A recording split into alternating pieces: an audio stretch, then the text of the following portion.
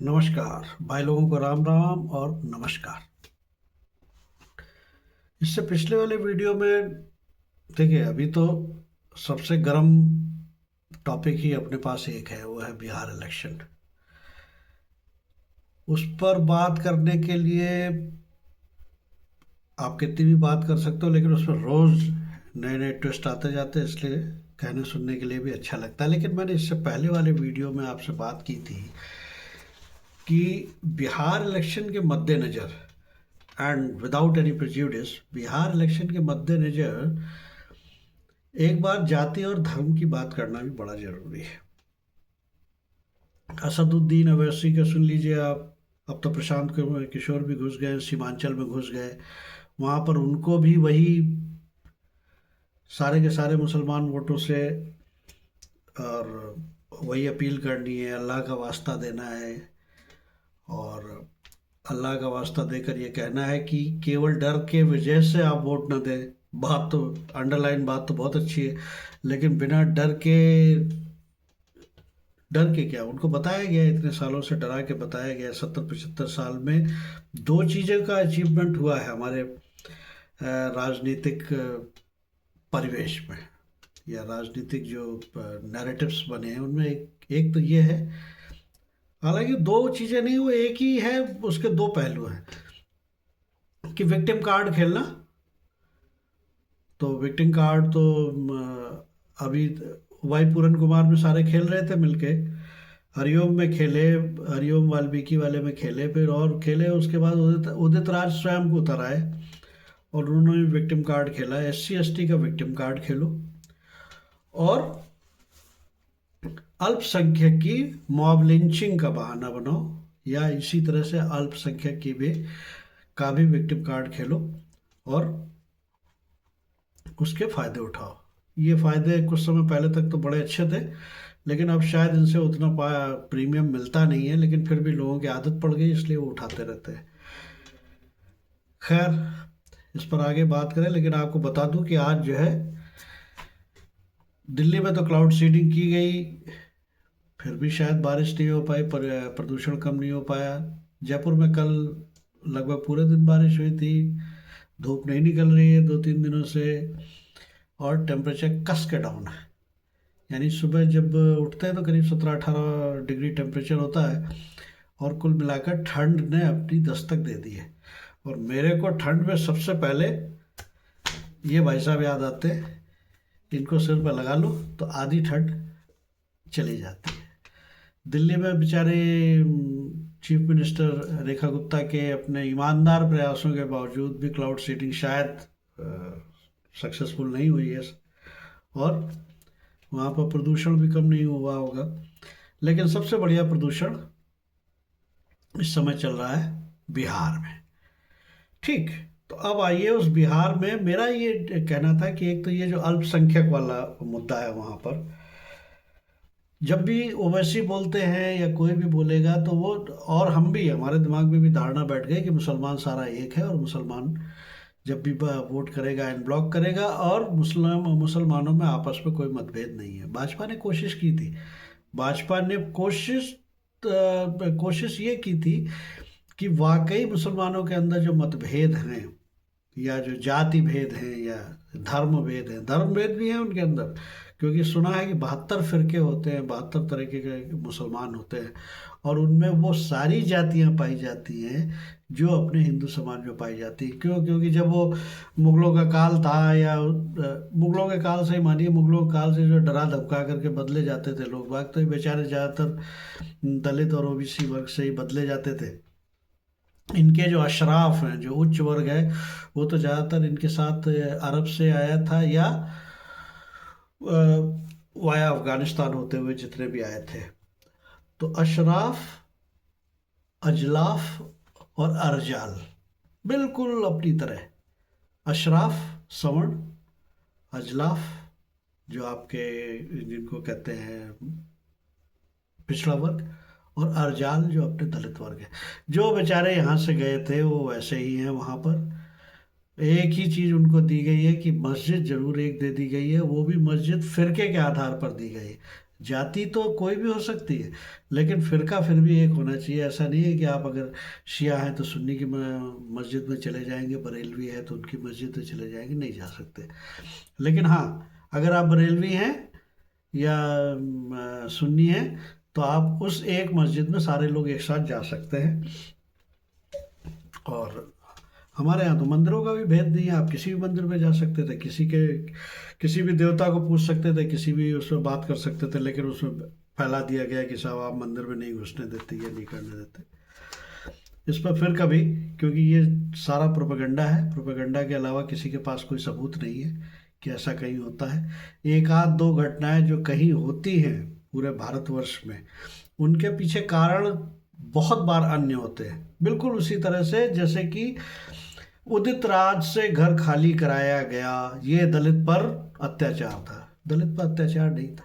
1924 तक, पहले तो आप IRS रह चुके हैं, उसके 1924 तक आप सांसद भी रह चुके। आपकी पत्नी जो कि एक सवर्ण भी हैं, वो IRS अधिकारी थी, रिटायर हो गई। उन्होंने एक्सटेंशन मांगा, एक्सटेंशन भी 6 महीने के दे दिया गया। उसके बाद भी आप एक बढ़िया टाइप 6B का बंगला जो है दिल्ली में कब्जा किए बैठे हुए हैं, और उसके बाद भी आप दलित होने का नाटक करते हैं। हमारे यहाँ नौकरी में कहा जाता है कि जिस दिन नौकरी ज्वाइन करते हैं उससे और कुछ तय हो ना हो, आपके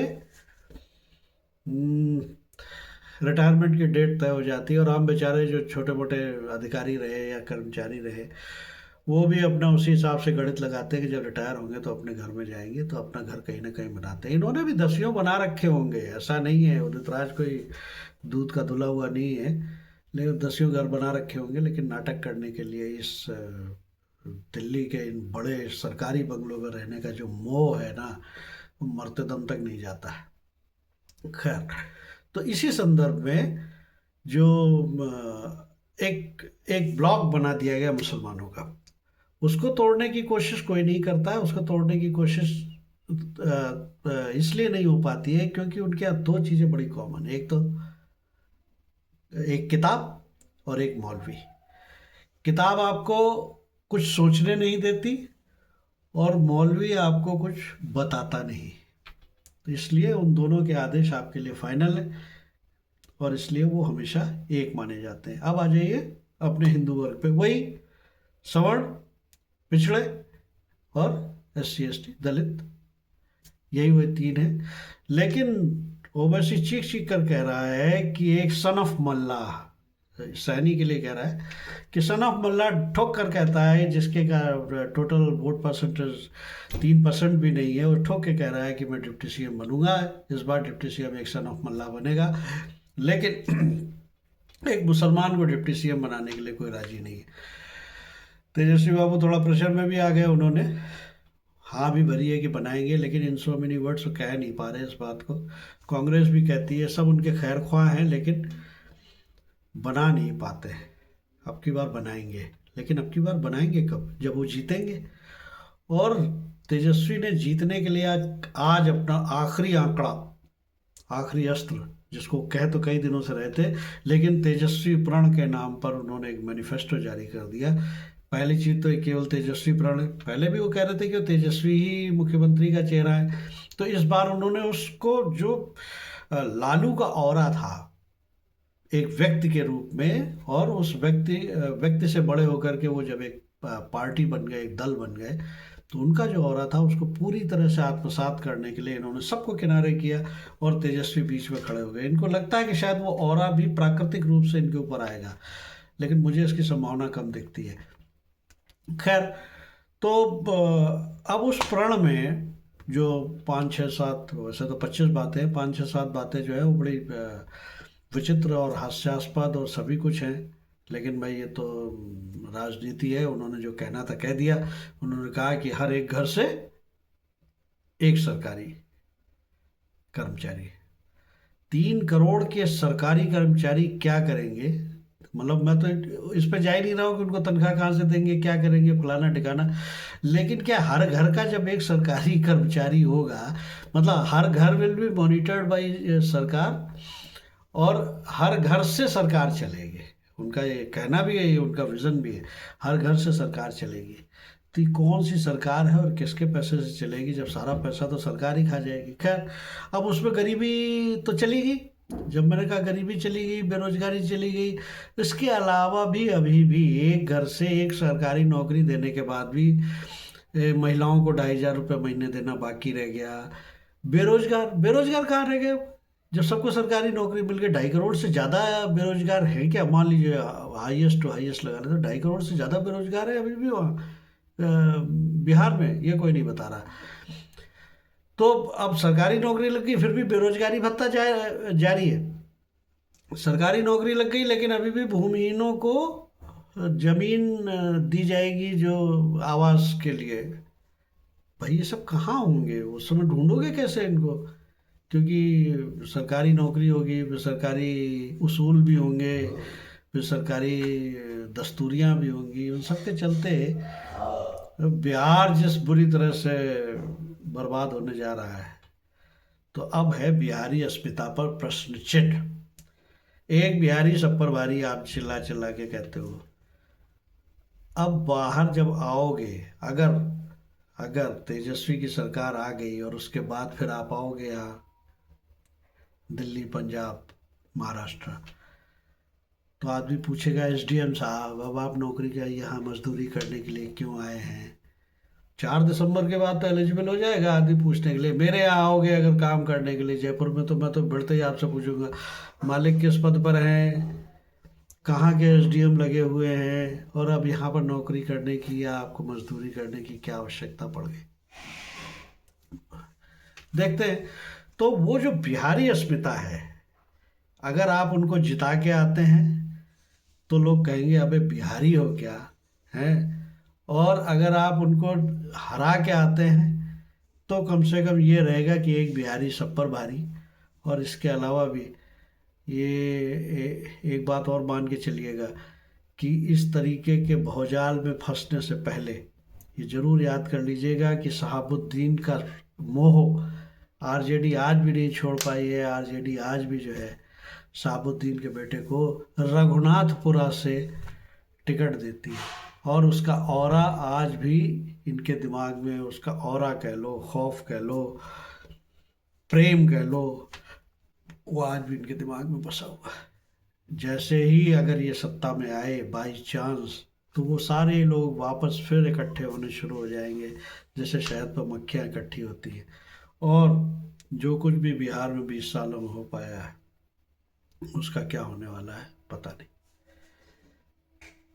तो इसलिए आप लोगों से अनुरोध है कि मैं ये नहीं कहता हूँ बड़े बड़े कैलकुलेशन लगाओ, देखो कि इतना हो पाएगा कि नहीं हो पाएगा। सवाल ये है कि इस तरीके के पारिवारिक वंशवाद ने या इस तरीके के लोगों ने वाकई कभी को डिलीवर किया है। और इस बीच में 2 दिन में ही मोदी जी हमारे हवाई जहाज, कमर्शियल हवाई जहाज बनाने का एग्रीमेंट कर चुके हैं। आपके पैसेंजर हवाई जहाज अब हिंदुस्तान में ही बना करेंगे, उसी HAL में जिसके दरवाजे पर खड़े होकर राहुल गांधी कहा करते थे कि बेच दी, बर्बाद कर दी। और 8वां वेतन आयोग, अब 8वां वेतन आयोग आपको बहुत सी गणित समझाने का काबिल है। मैं उसके फेवर में भी उतना नहीं होता हूँ, लेकिन वो तो चूंकि एक प्रक्रिया है, पूरी की पूरी होगी।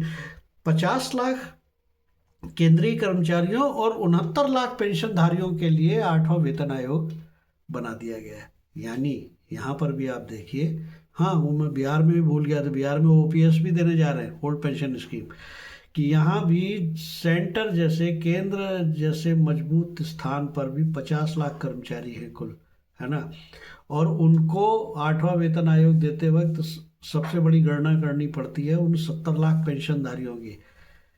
जितना वेतनधारियों को हिस्सा मिल पाता है, उससे ज़्यादा कई पेंशनधारियों को देना पड़ता है।